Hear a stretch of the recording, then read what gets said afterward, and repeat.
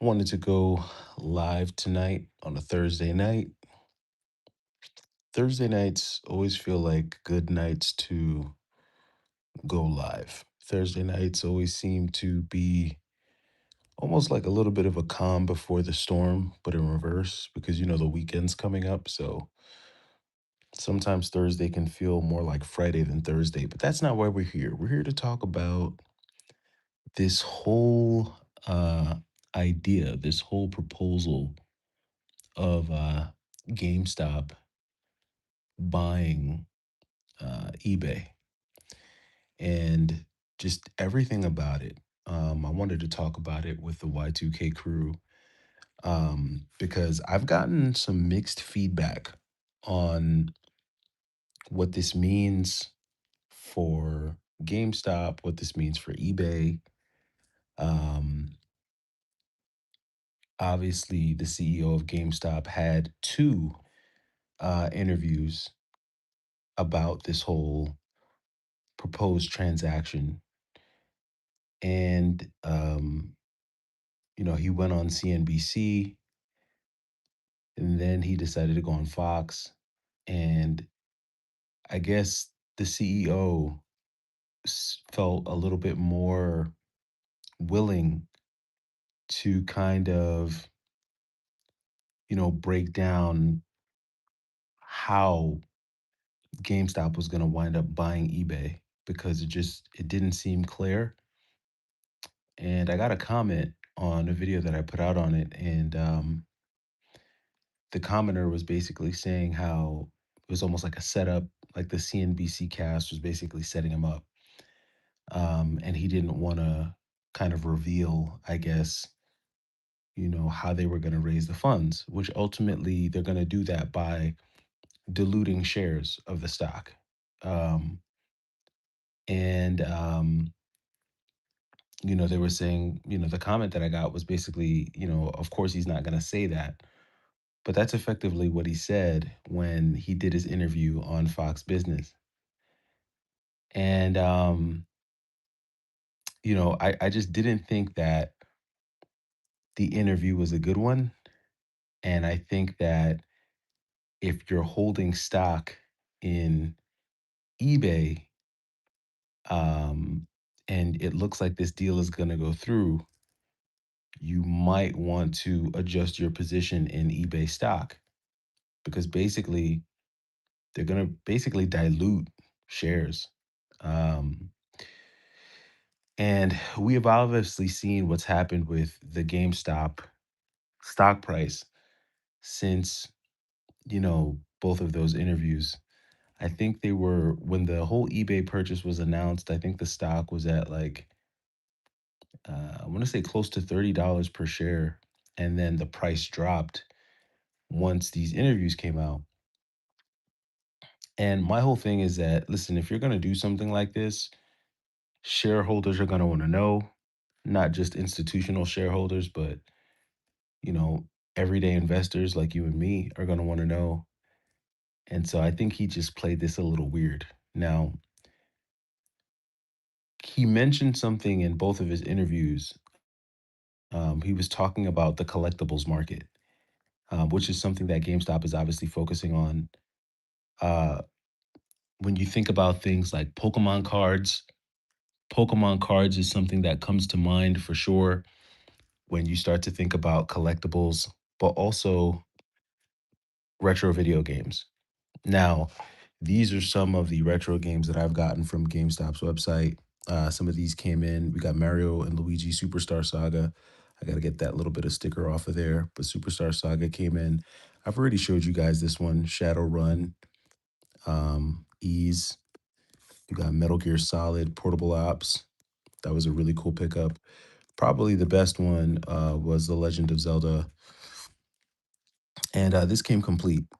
You know, you don't often get complete unbox GameCube games, but I got these during their buy more, save more. So this copy of The Legend of Zelda was like 35 bucks. So not too bad. Not too bad on that. Um, but these are the things that GameStop is starting to focus on. And this is where I think they're gonna start putting their attention focusing their resources because I think this is what falls in line with what they would consider collectibles. Um, and I also picked up a copy of Thunder Force 3. This was not a GameStop pickup, but it is complete. I'm gonna need to get a new case for this, but the manual's actually pretty good on this, and the game is in good shape. So this was a pretty sweet pickup right here. This is one you guys know I love my shoot 'em ups.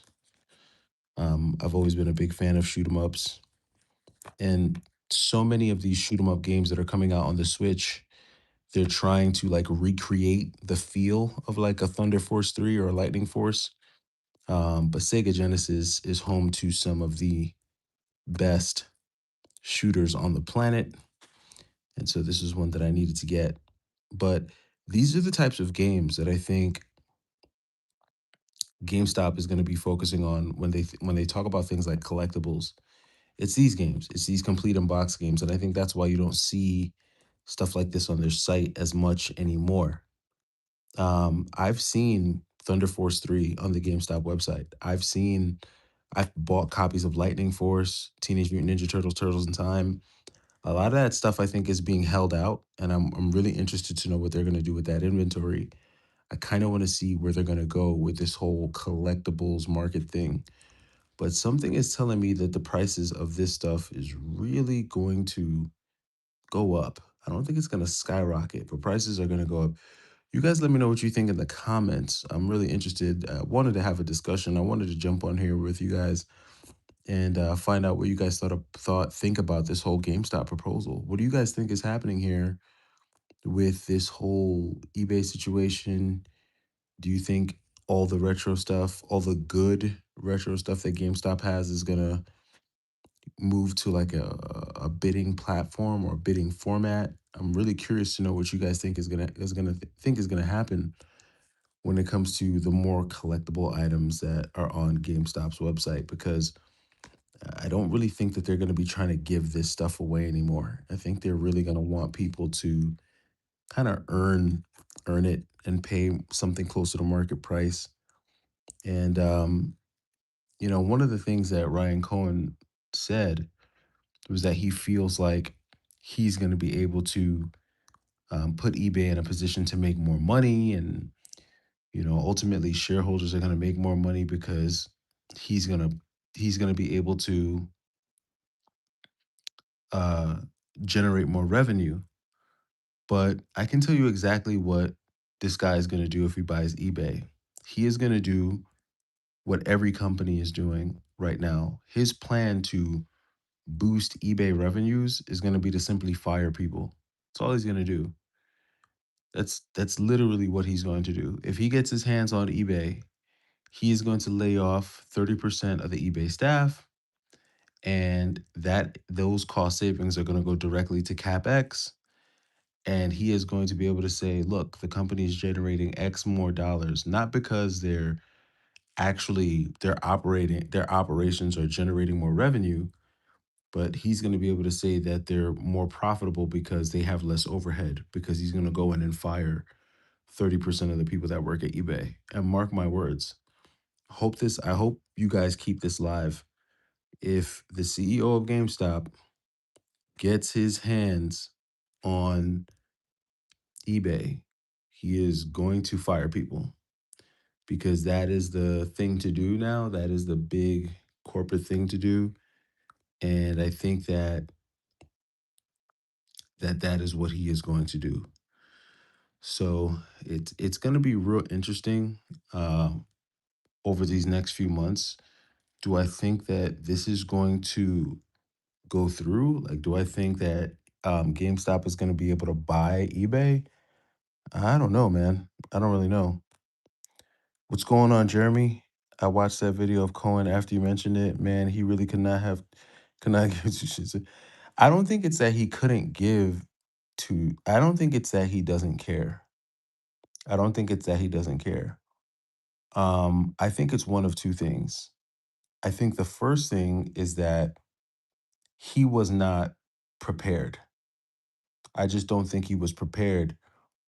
When you go on a show like CNBC, um, if and you're a CEO, even if you're going on there with the idea that you're going to go against a group of panelists or interviewers who are going to question you so as to demonstrate your company's inability to do what it is you're trying to do. Like if you know they have an agenda, then you need to be working with your team, you need to be working with your publicist, you need to be working with whoever it is at your company to make sure that you are prepared to eloquently answer those questions in a professional format. Um, Not necessarily because you're trying to answer the folks at CNBC, but you have shareholders of GameStop watching this interview. You have shareholders of eBay watching this interview. You have people who are invested in these companies watching this interview. And you look like you don't know what the hell you're talking about. You look like you can't answer a basic question of how are you going to buy this company when you when you don't have the capital to do so. Because I think GameStop is valued at like 20 billion, 9 billion of which is in cash. Um, and they got like a promissory note from TD Bank for I think for another what 20 billion or something. And eBay is worth 56 billion. So the question was really simple, like where does the other 16 billion come from? Now he could have just found a very professional way of saying, well, hey, listen, we're going to issue equity. We're structuring a deal where basically shares of equity are going to be sold because we believe that the two companies combined, we could get both companies to a valuation of $90 billion because the two companies combined now are roughly at 70, 75 billion. But we think once we're able to streamline and, improve operating, operating expenses and therefore generating more revenue, we think we'll be able to issue equity at a valuation of $90 billion. And that's where, that's what's going to pay for it. He could have said any other thing, but he just kept referring them back to the GameStop website because I personally don't think he knew how to eloquently answer that question. Um, and I think he was a little bitter. I think he was a little jaded and he was a little bitter, especially towards CNBC. Now, when he got to the Fox Business interview, because he did do an interview with Fox Business the next day, and I think he did that interview because he saw what happened to the stock the day after that interview aired. The stock cratered. It tanked. It went from like $23 a share to like $28 a share. And then after that interview, it just went right back down to $23 a share. Because that's not an that a CEO like that does not inspire confidence in anyone. In anyone. Like if I worked at GameStop and that was my leader, I'd be embarrassed. I'd like, dude, I'd be embarrassed. And if he can't professionally have those interviews and answer those questions, then he needs to hire someone to do that for him. A lot of the commentary around his interview, a lot of people were saying he sounded high. People were saying that he sounded drunk, like he might have has a little bit of Asperger's. Like, they're saying all types of stuff. And I mean, this live isn't to like go in on the CEO more than it is to just say you need to be prepared, especially when you're proposing something as big as they're proposing. They're saying they're going to buy eBay, the longest, probably one of the oldest online auction websites of all time. This is a company that's more than two times your size, and you're just casually saying that you're going to buy them. And you really can't lay out the financial strategy for how you're going to get this done, let alone how you're going to execute this operationally. Like how are you going to integrate both businesses? What is that going to look like? Like it just it feels like something like somebody just woke up one day and said, hey, we should buy eBay. Yeah, you know what, let's put out a press release, let's say we're going to buy eBay. It's like that's what it felt, and what it feels like. It feels like there was very little thought put into how this is actually going to get done. And the final thing is that from what I understand, if he's able to pull this off, he gets a huge financial compensation on this. Like if he's able to pull this deal off, he gets major compensation. And he is not the only CEO that is being paid to kind of boost these company valuations. And what he's going to try to take a play from all of these um large scale CEOs, and he's trying to copy what Mark Zuckerberg is doing, what Jeff Bezos is doing, what the dude from Block is doing. All these dudes are improving their balance sheets by laying people off. And if you watch his interview with Fox Business, go watch it. He says, "Oh, well, what we're going to do is we're going to cut costs." You know what that means? Cut costs is corporate speak for we're going to lay people off. And if Ryan Cohen gets his hands on eBay, his first order of business is going to be to eliminate 25 to 30% of the staff at eBay. I would bet my entire collection on it that that's what his plan is, because his job is going to be to raise the valuation of the company, raise the stock by improving EBITDA, and that's one of the best ways to do it. And that's what everybody's doing. And so if he's able to fire enough people to show to show that the company is generating a certain amount of money, he's going to get a huge financial incentive for doing so, which sucks for the people at eBay because they may not even realize this is coming. But if it, and you know how I know this is the case? Because when he was having the conversation, he was like, "Well, we've done a really good job of streamlining our business." And one of the first things he said is, "We close hundreds of stores," which is fine. But when you close hundreds of stores, that's hundreds of GameStop employees that don't have a job anymore. You know what I mean? Hundreds of GameStop employees that don't have a job anymore. And I was in a GameStop the other day, and a dad was there with his son. And he was like, "Yeah, man, we had to drive an hour to get here because there's no more GameStops in our area. We had to drive all the way out here to the city."